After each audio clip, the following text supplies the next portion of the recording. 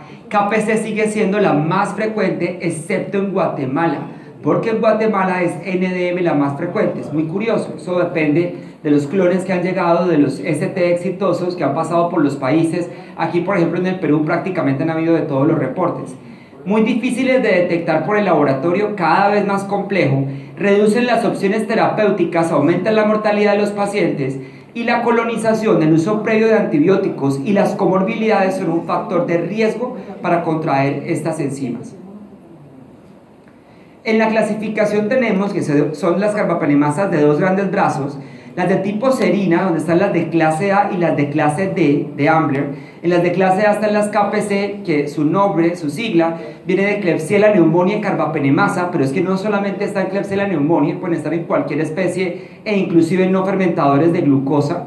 Las GES, que son muy frecuentes en el Ecuador, por ejemplo en Pseudomonas, y las OXA, donde están OXA 23, OXA 58 de Acinetobacter y OXA 48 de Klebsiella pneumoniae. Afortunadamente, en Latinoamérica no se han diseminado de forma tan dramática como ha ocurrido, por ejemplo, en Europa y en España particularmente.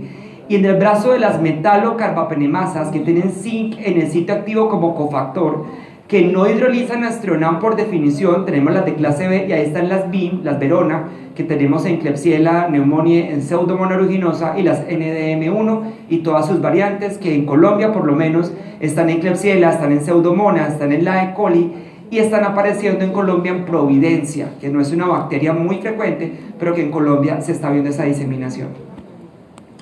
¿Cómo es la epidemiología de la región? Entonces miren aquí prácticamente todos los países que han reportado tienen variación en el tipo de beta-lactamasas de este tipo que se han venido detectando. Miren acá está el Perú, se ha detectado fundamentalmente KPC-NDM en la mayoría de sitios, pero hay países, por ejemplo, como Bolivia, donde estuve hace como un mes, y tienen problemas de carbapenemasas pero no están publicando. Entonces es muy difícil cuando tú buscas datos, porque si no están en revistas indexadas pues no vas a encontrar. Prácticamente ningún país escapa a esta realidad de las carbapenemasas.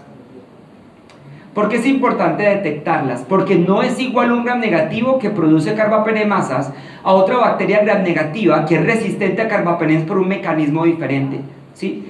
Porque farmacodinámicamente hay diferencias entre ellas. Es un error decir que todas son iguales.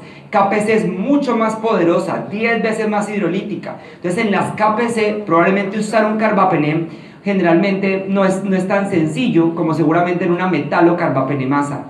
Las KPC parecen ser más virulentas, ya lo han reportado varios grupos en el mundo. Entonces los pacientes infectados con KPC se mueren más que los pacientes infectados con NDM u OXA 48, porque se requiere controlar su diseminación por los clones de alto riesgo y por el uso de los nuevos inhibidores como ceftolozane tazobactam, que ya tenemos acá en el Perú, que ya tenemos en Colombia, que no es activo frente a carbapenemasas, ceftazidime-avibactam y meropenem-veiborbactam, que son nuevos inhibidores que no son activos contra las metalo. Entonces tienes que saber cuál es la carbapenemasa que tiene el paciente. Si usted le da ceftazidime-avibactam, el paciente puede fallar. Entonces hay que probarlo y hay que detectar el tipo de carbapenemasa.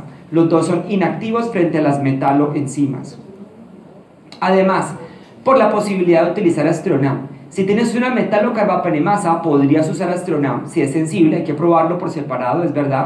Pero es un antibiótico interesante porque las heterobacteriáceas que producen metalo no hidrolizan el astronam. Entonces se da generalmente astronam 2 gramos cada 8 horas en infusión más colistina, que es lo que ustedes tienen acá, o un aminoglicósido, nunca se da en monoterapia. Ahora, por la posibilidad de utilizar esto, que se ha venido empleando en varios países, inclusive en Colombia, con cierto éxito, es doble carbapenem. Entonces se da ertapenem primero y luego se pasa meropenem en infusión. Lo que se trata allí es que el ertapenem atrape la enzima y luego el meropenem quede más tiempo expuesto, o el doripenem, que es la otra molécula que se ha empleado. Pero eso funciona si la carbapenemasa es KPC. Si la carbapenemasa es metalo, eso no sirve. Entonces tienes que saber si podrías utilizar esto en esos pacientes, pero con una prueba prácticamente molecular, que te diga con toda certeza que es una KPC. Sería la única manera de hacerlo. Como les conté, esta charla está enfocada en los antibióticos que hay, porque no tenemos todavía acceso a las nuevas moléculas. La falla en las medidas de control está causando lo que yo llamo la tormenta perfecta en Latinoamérica, porque hay dos maneras de diseminación de estas bacterias. De tipo clonal, entonces una célula madre, todas las hijas nacen gemelas con el mecanismo de resistencia, y cuando tú miras y tamizas esas cepas, son un solo clon, es una sola Klebsiella, por ejemplo, la que hay en los hospitales. O lo otro es diseminación plasmídica.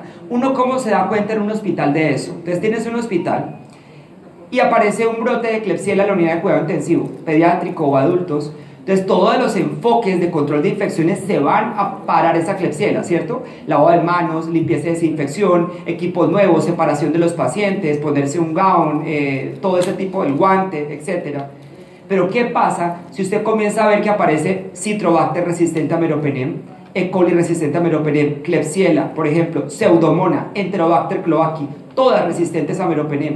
Usted dice, aquí hay un brote probablemente de plásmidos. Entonces se lo pasan de forma indiscriminada de unas a otras y ahí tenemos un problema más grande del control de infecciones.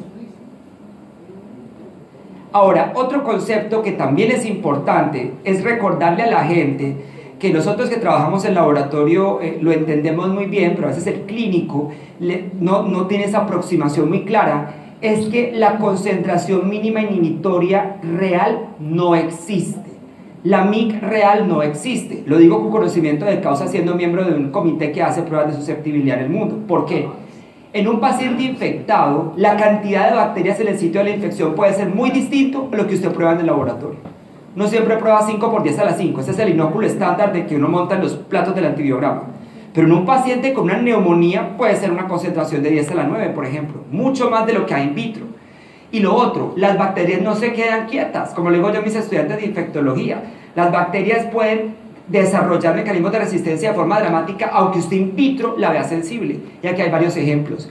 Evolución in vivo de subpoblaciones resistentes de Klebsiella que produce KPC durante el tratamiento con ceftazimia y bactam. Entonces, claro, usted lo probó, le dio sensible, la gente le dio ceftazimia y bactam en monoterapia, la bacteria selecciona resistencia, tiene que defenderse. Selección de hiperproducción de AMC y una carbapenemasa cromosómica que se llama ESME en una serratia durante el tratamiento antibiótico. Selección in vivo de resistencia a carbapenem en una Klebsiella pneumoniae por pérdida de la porina o MPK36 durante el tratamiento con meropenem.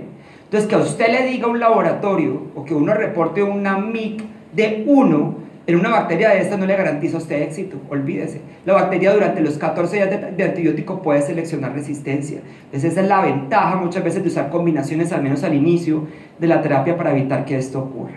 Entonces hablemos un poquito de los métodos que usamos en el laboratorio. La prueba de Hodge modificada, que es un bioensayo, ¿cierto? Tiene la capacidad de detectar enzimas carbapenemasas. Lo hacemos aquí como a manera de trébol, lo que ustedes ven aquí en la foto, colocando como modelo una E. coli 25922 en una escala 0,5 McFarland que hemos diluido, ¿cierto? La colocamos ahí, colocamos en el centro un disco de ERTA o de meropenem y tomamos la colonia problema, la que vamos a investigar con el asa de argolla, y trazamos líneas hacia el extremo del plato y leemos, y hacia el día siguiente se observa este fenómeno como de que el halo se muerde por la presencia de la enzima. Entonces una prueba positiva de Hodge.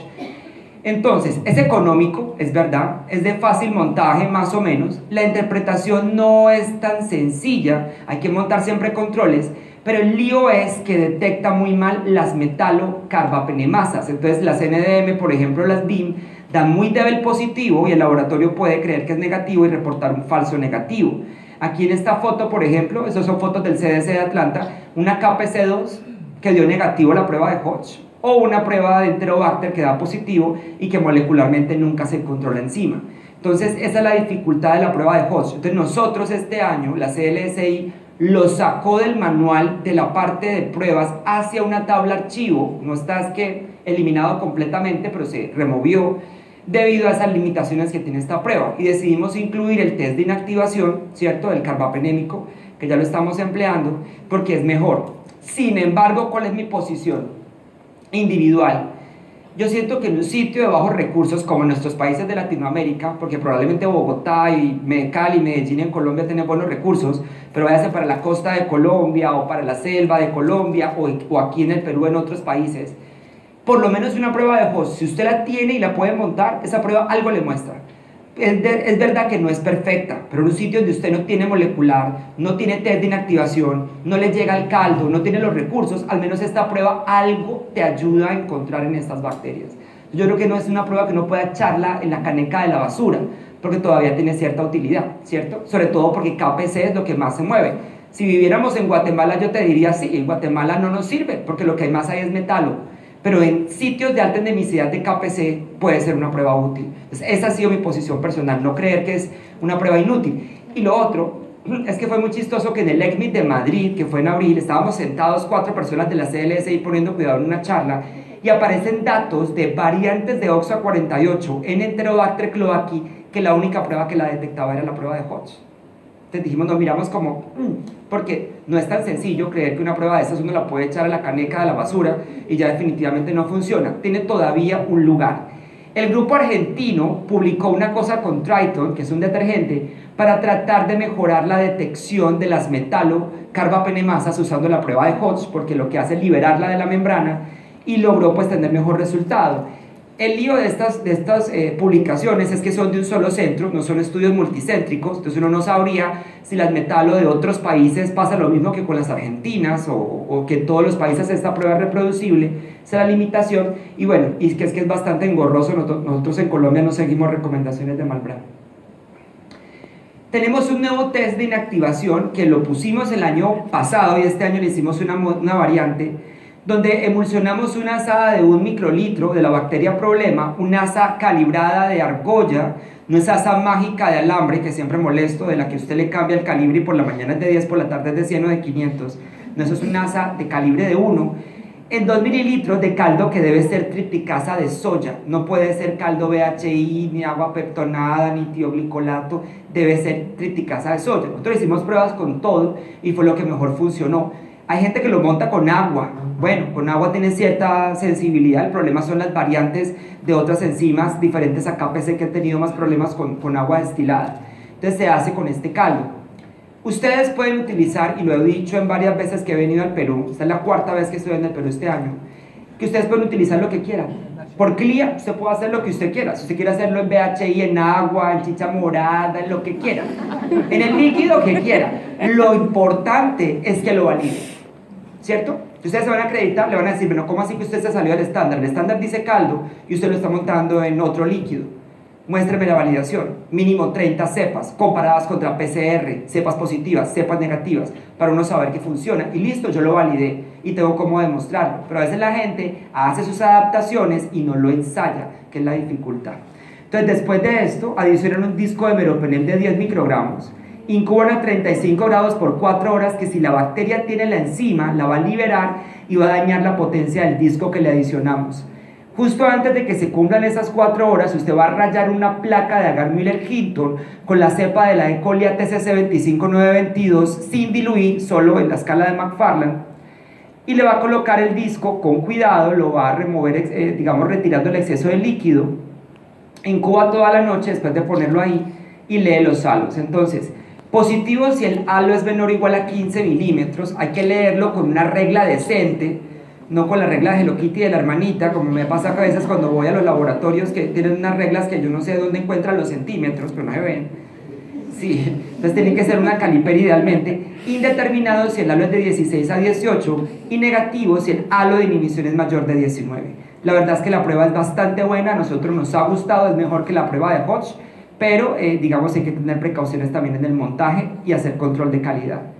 Y lanzamos este año el eSIM, como dicen los gringos, o el test con EDTA, en el cual montamos un tubo adicional, hacemos todo el proceso igualito, solo que le pipeteamos EDTA que quede una concentración 5 milimolar, cosa que cuando usted tenga aquí el halo de inhibición debe ser más de 5 milímetros el tubo que usted montó con EDTA, comparado con el que no tiene el inhibidor de las metalo, para poderlas diferenciar. Como ya hemos hablado, es importante saber si es metalo o serina para uno hacer esta aproximación en el tratamiento.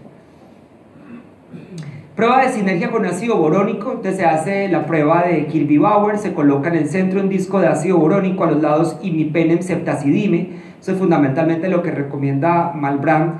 ¿Cuál es la desventaja? Que al día siguiente se busca la sinergia mirando a ver si se presenta este fenómeno de huevo, como dicen ellos, hacia alguno de los lados. El lío es que Enterobacter y Serratia, que por definición producen AMC, pueden dar falsos positivos, porque el ácido borónico también inhibe el AMC de Serratia y de Enterobacter.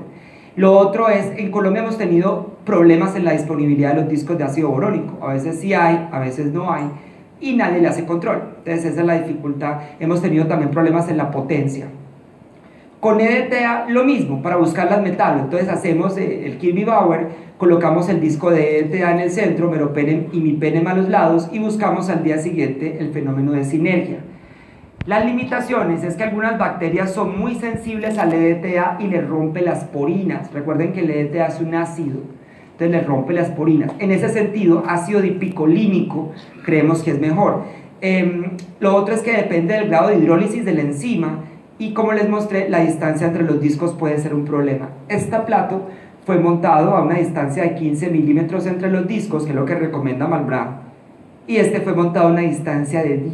Entonces miren cómo mejora el efecto de la prueba si los acercas. El lío es cuándo es cerquita y cuándo debe ser más distante, digamos la diferencia entre los discos. Esa es la limitación. ITES también funciona. Hay varios ITES en el mercado.